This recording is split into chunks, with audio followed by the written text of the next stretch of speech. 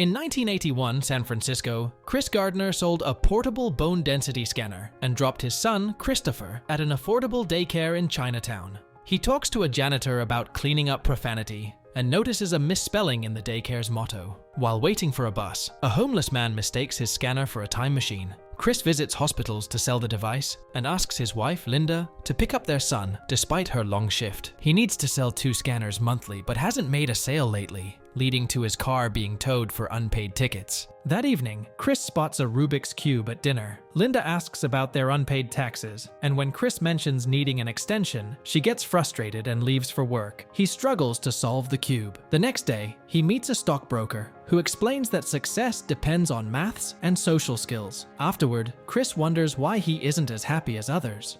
The following morning, Chris tells Linda he wants to apply for a stockbroker job, but she thinks it's a bad idea, leading to an argument about their rent. He goes to a brokerage firm, but leaves his scanner with a street performer, warning her not to steal it. Inside, he learns about the application process, but rushes out when he sees the performer running off with his device. Despite a long chase, she escapes on a train. That night, Chris returns home upset about losing the scanner. The next morning, he sees a news report about a professor solving the Rubik's Cube. As Linda leaves for work, she asks him to return without the device, and he promises to sell it. On the way to daycare, Chris discusses the misspelling in the motto with his son and learns the daycare shows TV instead of teaching. He confronts a nanny about late payments. Later, he submits his application at Dean Witter Reynolds, but his conversation with Jay Twistle is brief due to Jay's busy schedule. After leaving the office, Chris spots the street performer with his stolen medical device. Furious, he chases them, but she jumps on a bus to escape. Reflecting on how he spent his life savings on the devices, which hospitals deem unnecessary, he feels like he's lost a month's worth of groceries. After a determined pursuit, he retrieves the device. At a bus stop, his son, Christopher, reminds him to sell the machines. Later, Linda finds both devices at home and is disappointed. After giving Christopher a basketball for his birthday, Chris tries to explain the earlier incident, but Linda is uninterested and no longer trusts him. He then sees Jay hailing a taxi and reminds him about his application. Jay brushes him off, but Chris lies about sharing a ride, and Jay reluctantly agrees. In the cab, Chris discusses his skills while Jay focuses on solving a Rubik's Cube. To grab Jay's attention, Chris offers to solve it. Skeptical, Jay hands it over, and the taxi driver listens closely as Chris explains the puzzle. Jay jokes about driving around just to watch him solve it. Before they reach their destination, Chris impressively completes the puzzle, but Jay leaves him to pay the fare. With only $5, Chris asks to be dropped off a few blocks away. At a red light, he tries to escape, but realizes he forgot his medical device and rushes back for it. The driver chases him, threatening him. Chris jumps onto the subway but loses the device when the doors close on his hand, leaving it behind. A homeless man, thinking the device is a time machine, picks it up. That evening, Chris calls Linda to apologize for not picking up Christopher from daycare. Upset, Linda tells him she and their son are leaving. When Chris arrives home, he finds them gone. He later receives a call from Jay, who asks him to write down his secretary's number for a meeting in 2 days. With all of Linda's belongings missing, Chris can't find a pen and has to memorize the number. He rushes to a store to write it down, but gets distracted by a friend discussing a football game. The next day, Chris meets Linda. As she drops off Christopher, she shares her unhappiness, and Chris agrees to let her go, but insists she can't take their son. Later, he picks up Christopher from daycare before Linda arrives. That night, the landlord asks for rent, and Chris promises to pay later. The landlord suggests moving to a motel to save money and demands he leave by morning for painting work. Chris pleads to stay longer, offering to paint the apartment himself. The landlord agrees to give him 1 more week if he completes the painting. The next day, while painting, Chris hears a knock and finds 2 policemen who take him to the station. There, he pays his parking ticket, but learns it will be verified at 9:30 a.m. With no options, Chris calls Linda to watch Christopher while he's gone. She agrees but says she'll return late, so Chris spends the night at the station.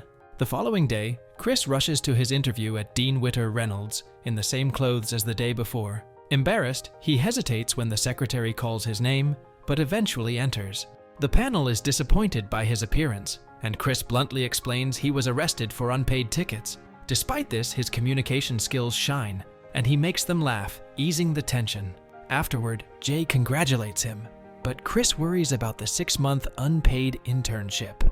Jay encourages him to keep pursuing it. On his way home, Chris considers the job's risks. No salary for 6 months, and only one intern will be hired. His only resource is his 6 scanners, which he can still sell. After the interview, he returns home to finish painting before Linda and Christopher arrive. Later, Linda tells Chris she plans to move to New York to work as a waitress. Chris agrees but insists that Christopher stays with him.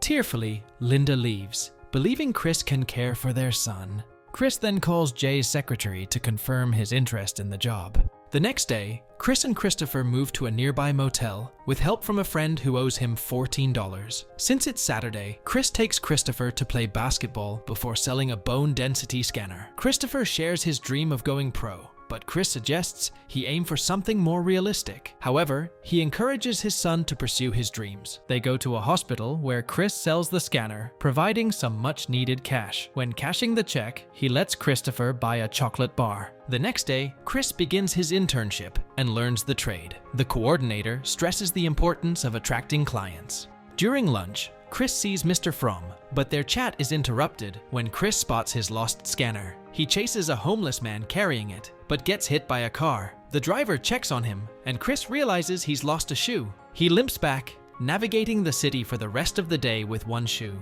Chris feels undervalued as his internship coordinator constantly orders him around. Each day, he rushes to catch the 4 p.m. bus to pick up his son from daycare, then takes the crosstown bus home by 10 p.m. while struggling to pay rent at the motel. At the brokerage, interns contact potential clients to reach CEOs. Although they're expected to stay until 7 p.m., Chris can only work 6 hours daily due to childcare. To maximize his time, he avoids hanging up between calls and refrains from drinking water to limit bathroom breaks. Despite his efforts, he struggles to complete a full call sheet after 2 months. Frustrated, he decides to break protocol and directly call the company's CEO. To his surprise, he secures a meeting with Walter Ribbon. As he rushes out, his internship boss asks him to move his car, but Chris explains he has a meeting. The boss insists, wasting Chris's time as he fumbles with a jammed door and searches for parking. Unable to find a spot, he drives his boss's car to Ribbon's office, but gets stuck in traffic and misses the meeting. On his way back, he finds a parking ticket under the windshield wiper. That night at a diner, Chris writes a check to pay his ticket and invites his son, Christopher, to join him for a business meeting that weekend. Initially hesitant, Christopher agrees when Chris mentions a chance to go to a football game. The next morning, as they head to Walter Ribbon's house, Christopher asks about the game. Chris knocks on Mr. Ribbon's door, thanks him for the previous day's opportunity, and lies about their plans, claiming they were visiting a friend nearby. Mr. Ribbon invites them to join him in the box seats for the game. To maintain appearances, Chris hides the fact that he doesn't own a car. During the game, Mr. Ribbon expresses that he likes Chris but won't accept his offer. Nevertheless, Chris and Christopher enjoy the game while Chris networks with Mr. Ribbon and his associates. After 4 months, Chris has sold all his scanners, just managing to survive his internship. However, his situation worsens when the IRS seizes his bank account for unpaid taxes, leaving him broke. Desperate, he asks a friend for the money he's owed, but the friend believes the debt was settled when he drove them to the motel. Frustrated, Chris argues until the friend slams the door. Later, while watching Christopher play at a playground, Chris spots his lost medical device with a homeless man and successfully retrieves it. The man starts shouting about needing the time machine to see Jimi Hendrix. Chris and Christopher rush to sell the device, only to find it's broken, though the hospital promises to pay once it's repaired, leaving Chris devastated. That night, they return to the motel to find their belongings outside, and the lock changed. Exhausted, Christopher cries to be let in. Desperate, Chris knocks on his friend Wayne's door, but Wayne won't answer. With no options, Chris and his son must move again. They end up at a train station, where Christopher points out that the device isn't really a time machine. To cheer him up, Chris pretends it is and acts as if they've traveled back to the time of dinosaurs, suggesting they hide in a cave. They move to the bathroom to play, spending the night there. While Christopher sleeps, Chris quietly cries, feeling overwhelmed. He covers Christopher's ears when people knock on the door.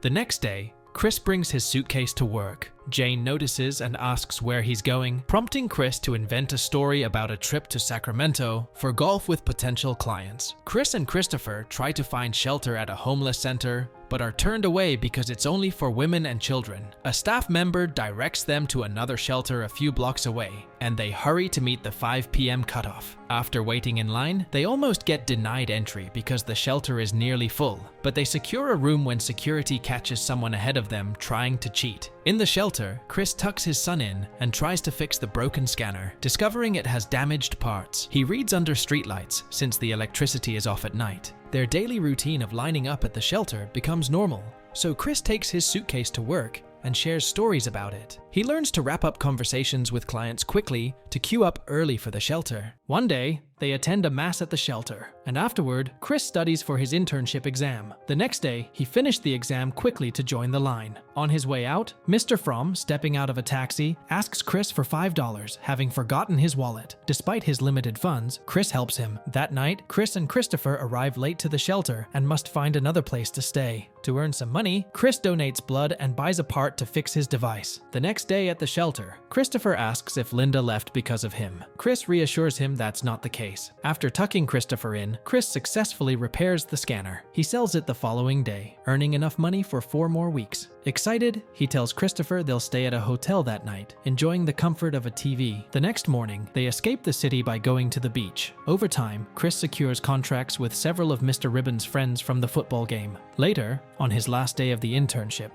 Jay congratulates Chris in the bathroom for securing many clients, making it feel like a farewell speech. Chris is then called in by his internship coordinator to meet Mr. Fromm. Noticing Chris's new shirt, Mr. Fromm comments on it. Chris explains it's his last day as an intern, and Mr. Fromm hopes to see him wear it again tomorrow for his first day as a full-time employee. Overwhelmed, Chris tears up and thanks the panel as Mr. Fromm returns the $5 he borrowed. Afterward, Chris walks out, reflecting that this part of his life is happiness. He picks up his son from daycare and embraces him tightly. Chris later established his investment firm, Gardner Rich, in 1987. The scene ends with Chris and his son walking together, joking and enjoying each other's company as the real Chris Gardner walks by. And with that, the movie ends. We hope you enjoyed our video. Watch the next recaps on the screen, and don't forget to subscribe for more amazing recaps. See you in the next one.